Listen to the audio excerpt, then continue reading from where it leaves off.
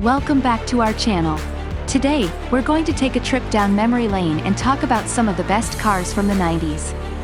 These cars were iconic, stylish, and powerful, and they still hold a special place in our hearts.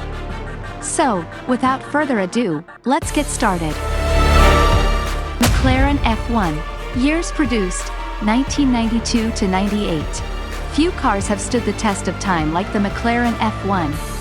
Introduced in 1992, this was the brainchild of Gordon Murray, the man behind much of McLaren's Formula One success in the late 80s and early 90s. The F1 was supposed to be the ultimate road car, a three-seat supercar designed to put the driver first. It's fair to say Murray managed this, but what the F1 is arguably most famous for was an unexpected side effect. Thanks to its sleek design, the McLaren F1 was able to cut through the air with ease. Combined with its powerful 6.1-liter BMW V12 engine, it would hit a recorded top speed of 240.1 miles per hour to make it the fastest production car at that time. It's still the fastest naturally aspirated production car ever made, a record that's unlikely to ever be broken.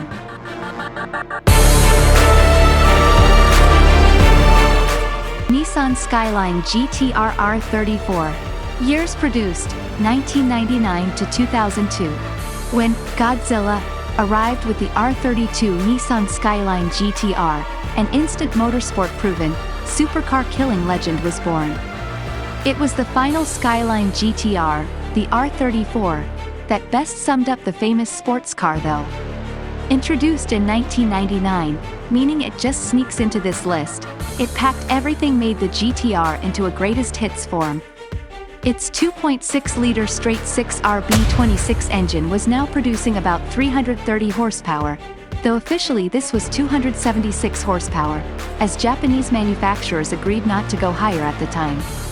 This, coupled with the most advanced form of the GT-R's clever electronic torque-splitting AWD system, meant the R34 could keep up with the Ferrari F355 and Porsche 911 Turbo, yet cost half as much as either. That said, if you want one now, be prepared to spend way more than you would on either of those cars today. Dodge Viper RT-10. Years produced, 1991 to 95. The 1990s was a time when car technology was rapidly evolving. Active aerodynamics were beginning to appear, traction control systems were smartening up, and electronic safety systems were becoming more commonplace. What if you wanted a raw experience though? Well, the Dodge Viper RT-10 had you covered. Inspired by the Shelby Cobra, it used a Lamborghini-tuned V10 engine based on one from a truck sitting at the nose of a steel chassis.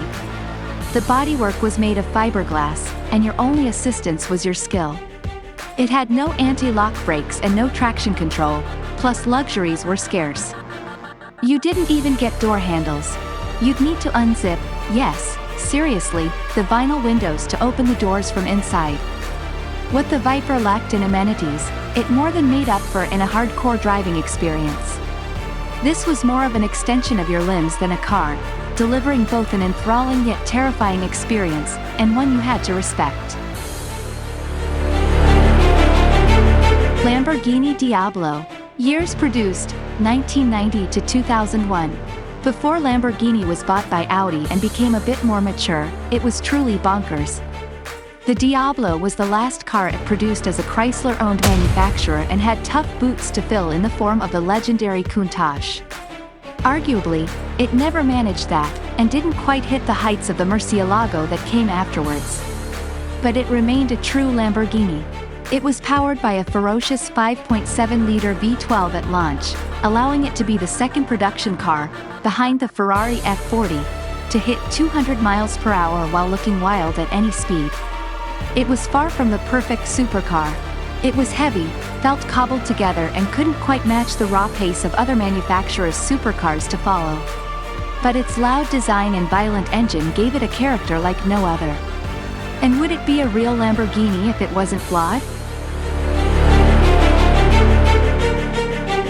Roof CTR2. Years produced, 1995 to 97. How do you make a car capable of beating a Porsche 911 Turbo? Well, In the case of roof, you make an Air Porsche 911 Turbo. Okay, so the Roof CTR2 is essentially that, but there's much more to this 90s hero than being a tuned Porsche. If you're not familiar with Roof, it's recognized as an independent manufacturer but essentially strips bare Porsche before stuffing them with its own mechanical bits.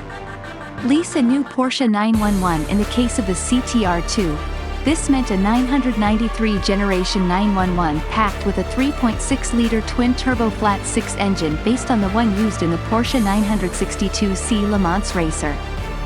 With 580 horsepower on tap, it could go on to 215 miles per hour, beating both the Ferrari F50 and Jaguar XJ220.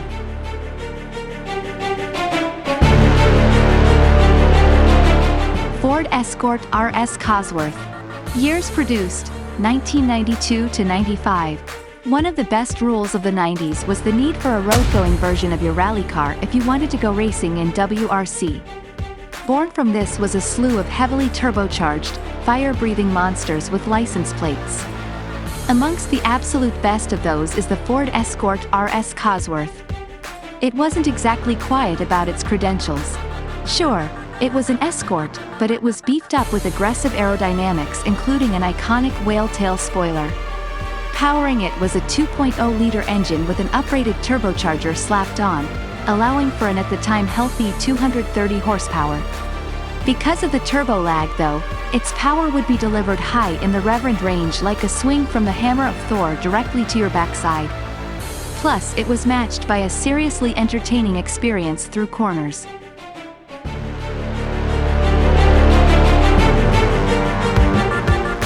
Renault Clio Williams. Years produced, 1993 to 96. The Renault Clio Williams may be a niche pick, but it's one of the most desirable hot hatches ever produced. Renault needed something in the early 90s to compete with the all-conquering Peugeot 205 GTI. Despite the name though, it wasn't the craft of the Williams F1 team that did this. Rather, its in-house Renault Sport division, you might be familiar with them, worked heavily on the then range-topping 16V. It borrowed suspension bits from its Clio Cup race car, modifying the bodywork and shoehorning in a larger 2.0-liter engine. The result was a car that, when driven normally, was as docile as any regular Clio. Push it though, and it was one of the most engaging drivers cars of the 90s.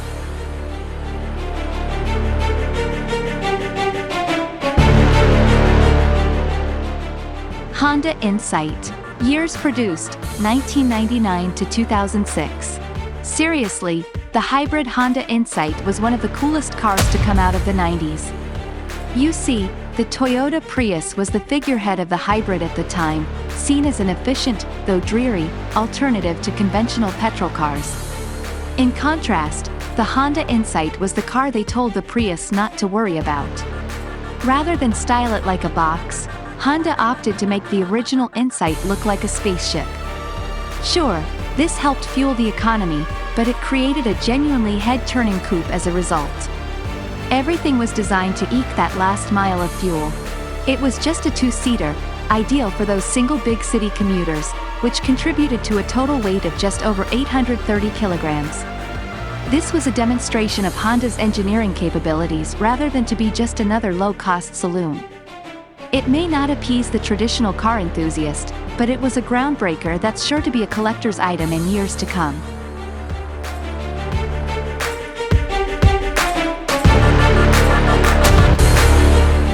Audi RS2.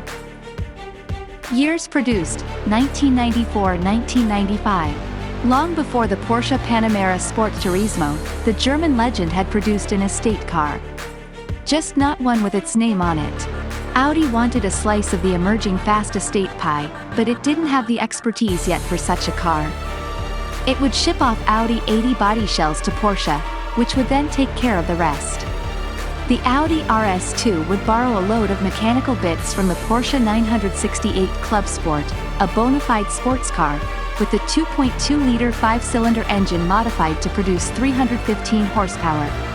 It would then be shipped off to dealers with an Audi badge on it, before becoming a cult classic.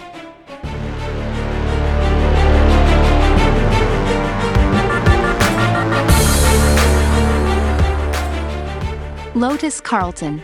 Years produced, 1990 to 92. The Lotus Carlton was such a fast car that the possibility of it being banned was once discussed in UK Parliament. Similar to the RS2 story, Vauxhall wanted an ultra-fast saloon to compete with the BMW M5 and Mercedes 500e. It shipped off its regular Carlton to Lotus, which would then modify its suspension and shoehorn a modified 3.6-liter straight-six engine that produced a monstrous 382 horsepower. That was about the same as a Ferrari Testarossa. The sheer performance and practicality of the Carlton made it a desirable choice for company execs across the UK. Unfortunately, it also made it a favorite for robberies, with one famous story involving the car licensed 40 RA. Calls to ban its sale never came to pass, and the Lotus Carlton lived on to become a legend.